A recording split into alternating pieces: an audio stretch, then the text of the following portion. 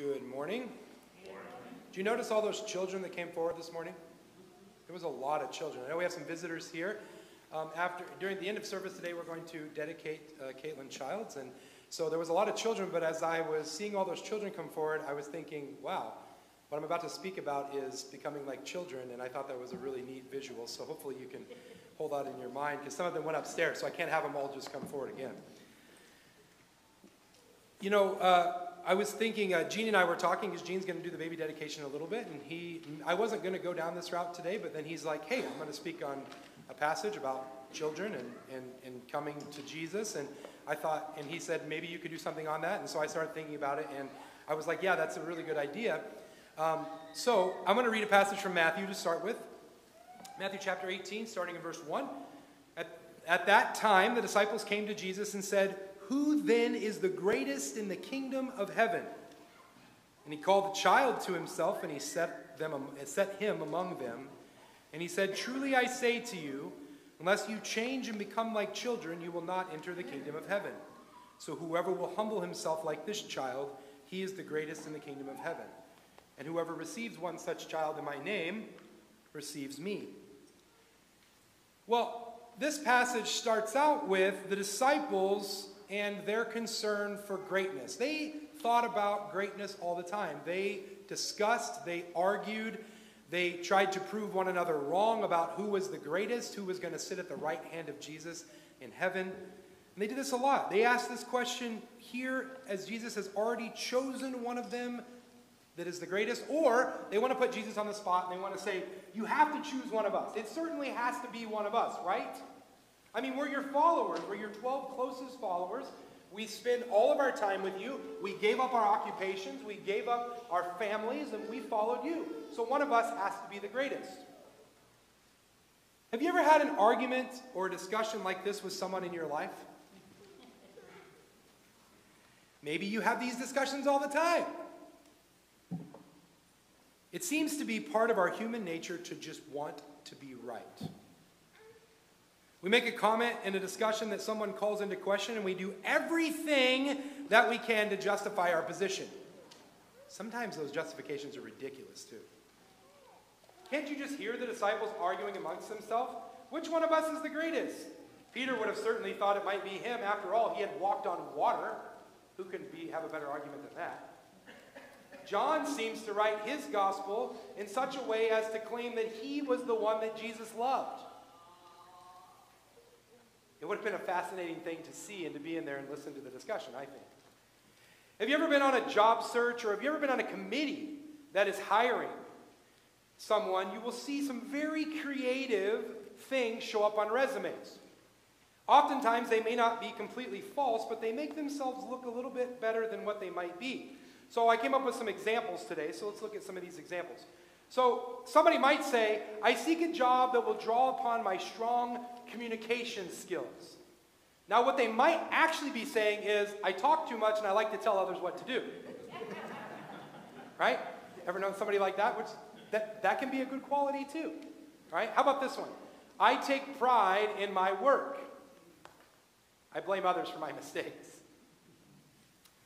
I'm willing to relocate. This is my favorite one. As I leave Kingston Penitentiary, anywhere's better. Right? I'm adaptable. I bet you've seen this one before. I've changed jobs a lot. Right? If anybody ever asks you the question, why have you had so many jobs in the last 2 years? Well, I'm adaptable. I can adapt. I'm highly motivated to succeed. Might mean, as soon as I find a better job, I'm out of this place. The last one. Thank you for your time and consideration.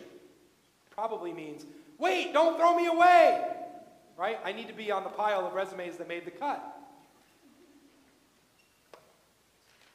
You see, many of the disciples probably thought that they had a good resume. They gave up everything. Hey, come, follow me. They left their livelihoods. They left their families. They gave it all up. They probably had a good resume. They certainly thought that one of them had to be the greatest. It had to be one of them. But in essence, though, all of them were wrong. It wasn't any of them.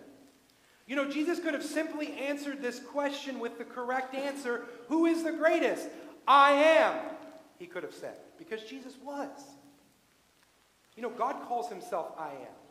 He could have just said that. He could have said Yahweh, because that's the answer. But instead of giving that answer, he answers with an analogy. Something that he thinks will help the disciples understand and will drive home his point. Jesus is teaching not only his disciples here, but he's also teaching us. I want to watch a short video. It's about 1 minute. This is Tim Keller talking about this idea of greatness. The disciples hear Jesus talking about the kingdom of God, and they say, well, in a kingdom, you got people at the top, and you've got people in the middle, and you got people at the bottom. A kingdom has a structure to it. A kingdom has a hierarchy to it, actually. They came to Jesus and asked, who will have the highest honor and recognition in this kingdom you're bringing? When Jesus responds, he gives us the most counterintuitive, upside-down, inside-out understanding of true human greatness that's ever been enunciated. Whoever humbles himself, whoever takes the lowest position, like this child, is the greatest in the kingdom of heaven. The world's understanding of greatness is, I have to struggle, I have to compete, I have to win, I have to achieve my greatness. That creates an insecurity in you. And because of that, it means that when you walk into a room, you immediately filter out the people who can't help you come up. You're looking for people who enhance your credibility. Jesus says the mark of true greatness is you don't screen people like that.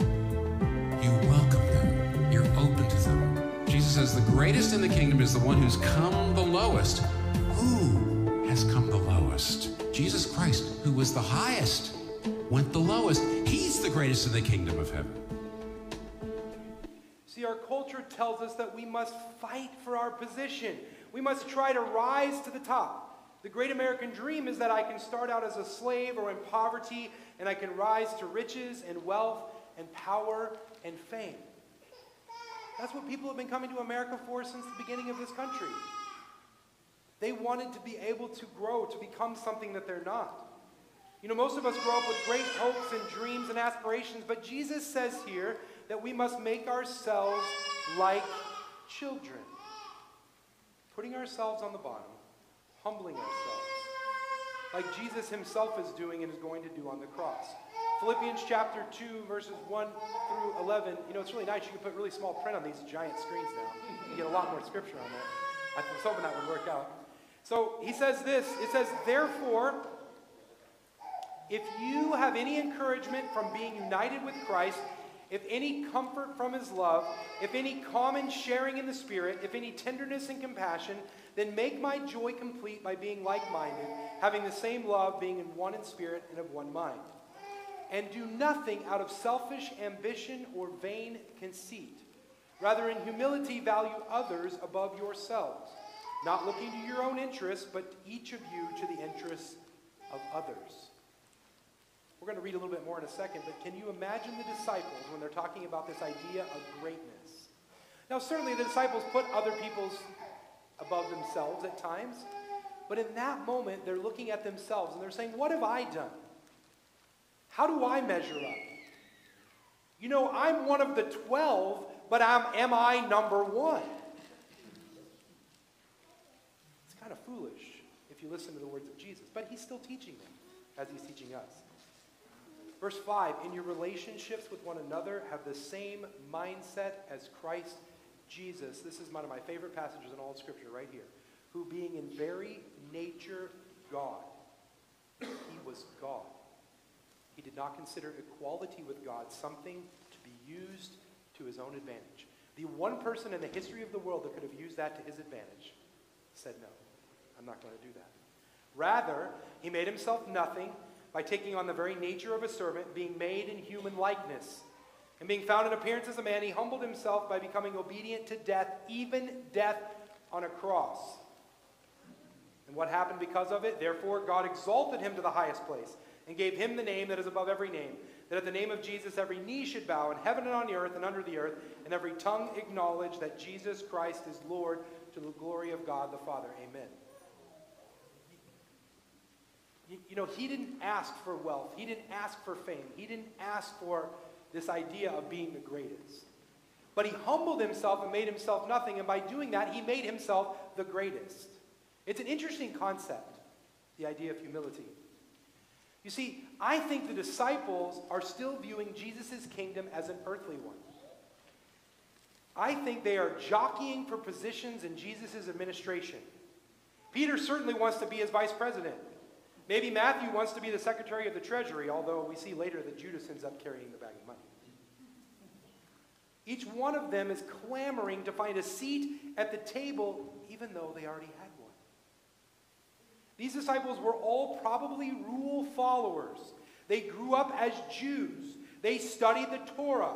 They memorized it, and they spent their life trying to follow it. Now they are following Jesus, who has come to fulfill that very law. And now he's teaching them that the rules that they were following are actually deeper than they even realized. It's not just about not committing adultery anymore, but now it's about not lusting. Well, it always was. He has already turned their world upside down, and now he's going to do so even more. Certainly, guys, one of us 12 has to be the greatest.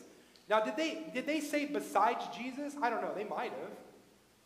I think Peter recognizes that. And we're going to get to that in a minute. But, you know, they're sitting around talking about this, who's the greatest. And maybe they're just talking about amongst them, but I don't think so. They want to sit at the right hand of God, right? They want to be there with Jesus. So as Jesus is answering this question, he does this. He calls a child to him. Now, this is a bit surprising because children during this time were considered more like property than people. Remember the story where all these parents are trying to bring their children to Jesus to bless them? And what do the disciples say? He doesn't have time for that. He doesn't have time for that. Get them out of here. And Jesus says, no, you bring them to me. You bring those children to me. In fact, during this time, only adult males really counted in society. The Israelites did see children as gifts from God, but they weren't viewed that highly. They were valued primarily for the benefit they brought to the workforce. So children, your parents had you so you could do chores. I mean, you've heard that from your parents, right? Let's be honest. Right? I do a lot less chores now. Well, there's a lot more to pick up now, though. So maybe the chores got more for us, too. I don't know. But during this time, especially during this time, that's exactly what they were. We had a child. They were going to be added to the workforce. It was going to help us to continue our status quo, continue to provide for the family, and so on and so forth. They had no rights or significance, and they were powerless in society. They were seen as only half human until they entered puberty. In the Greek language, children were not referred to as masculine or feminine, he or she. They were referred to as it. You ever have a mom get mad at you when you say it's it about the baby that's in their tummy? And they're like, it is a he or a she. You ever heard somebody say that? That was commonplace.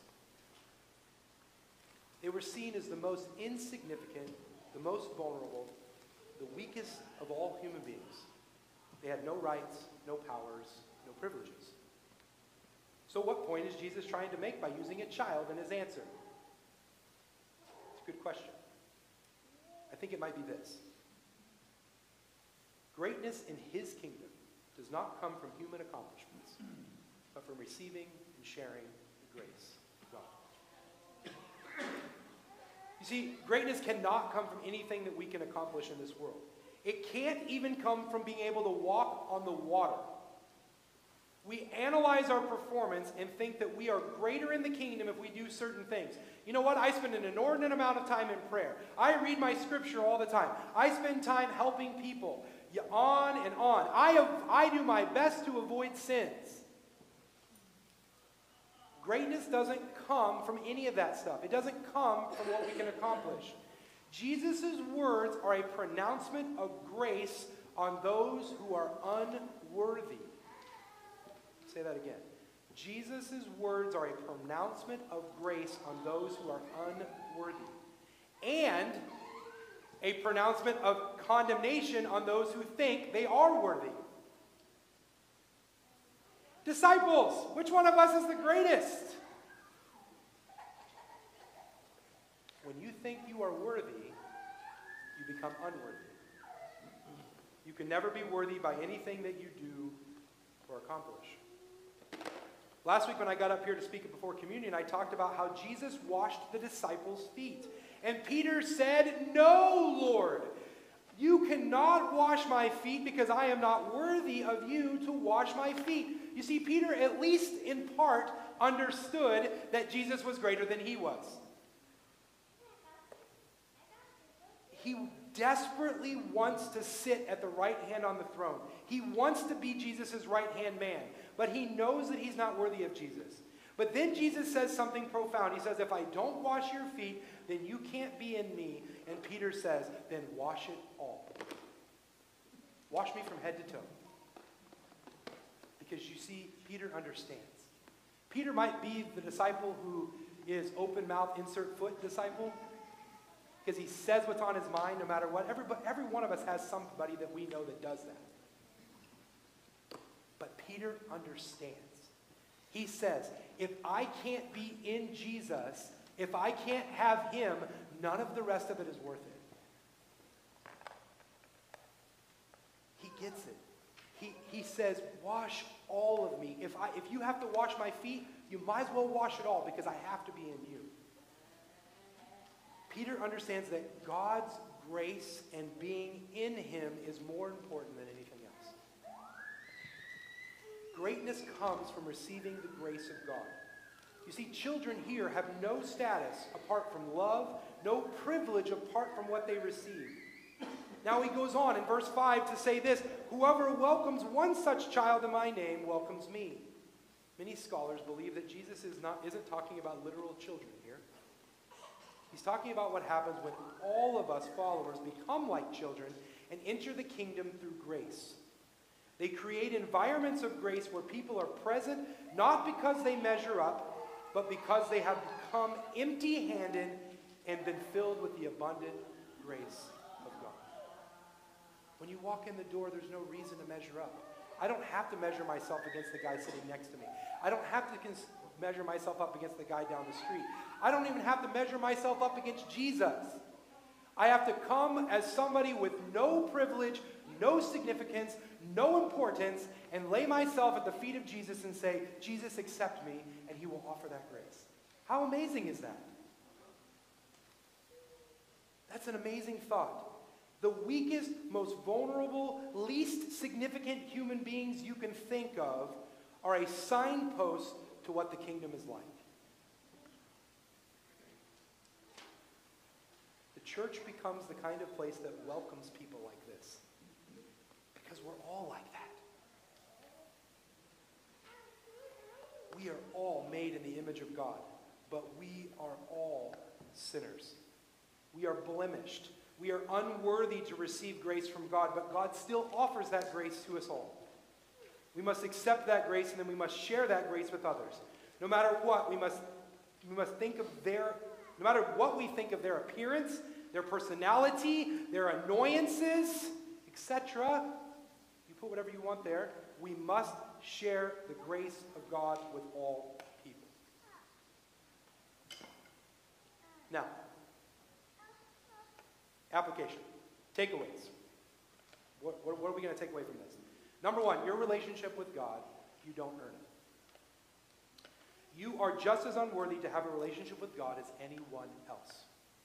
You might have walked on water before. You might have healed people.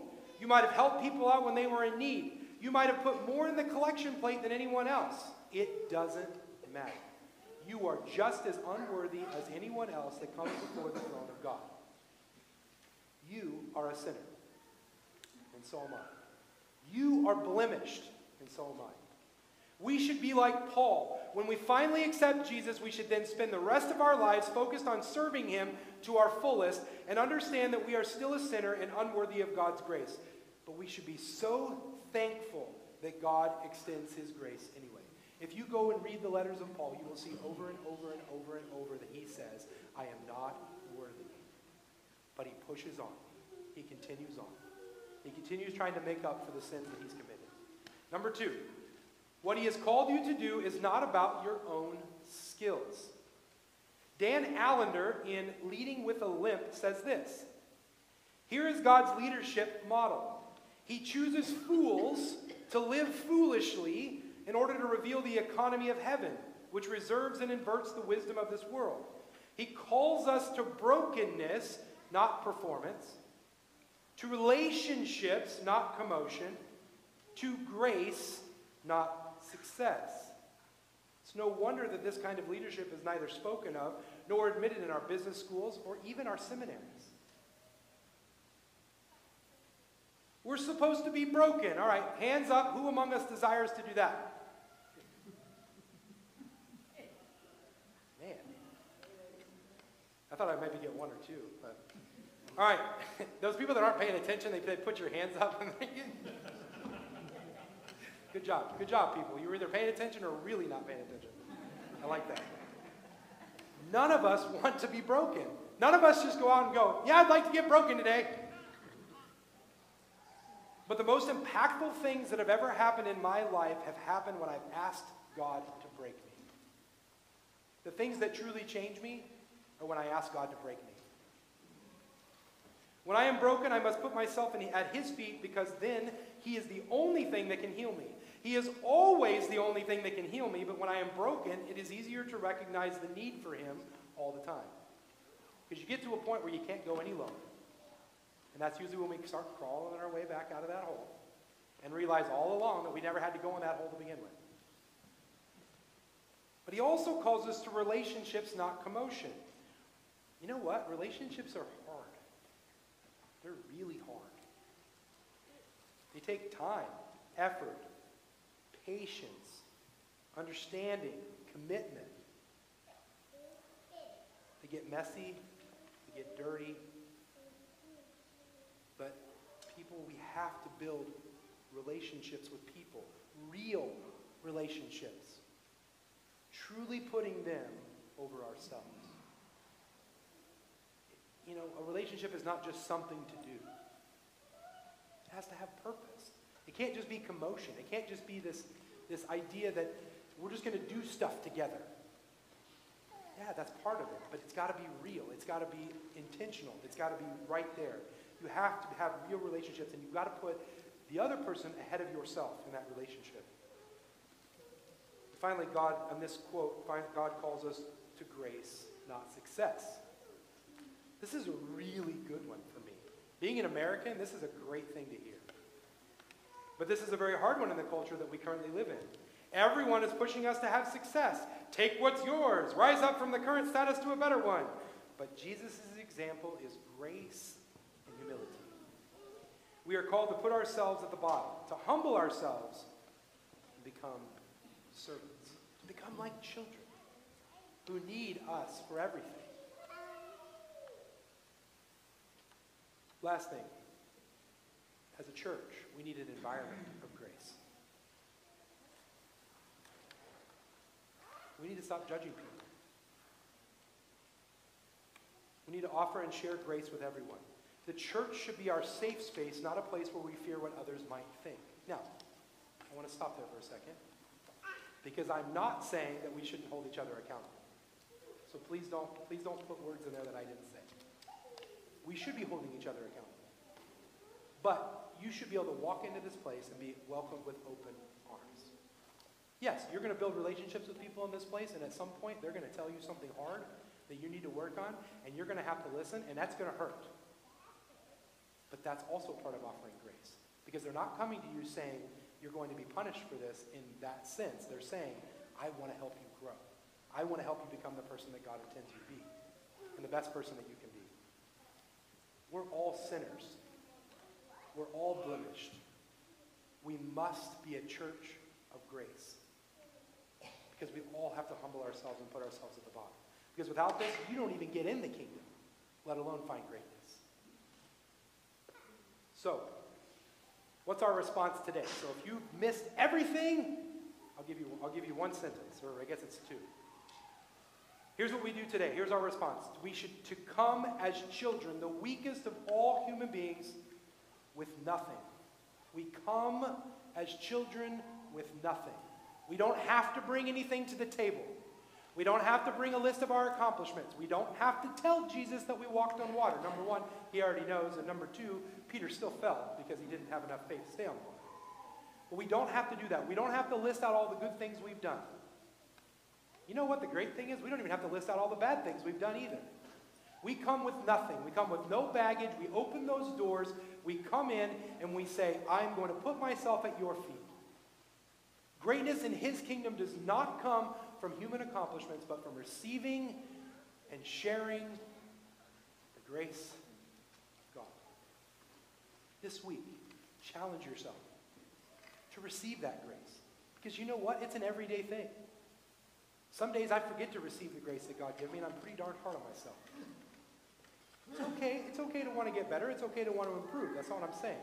But you've got to accept that grace. And then you've got to go out into the world, and you've got to share it. There's a way we can help you be more like Jesus today. Please come as together we stand and sing.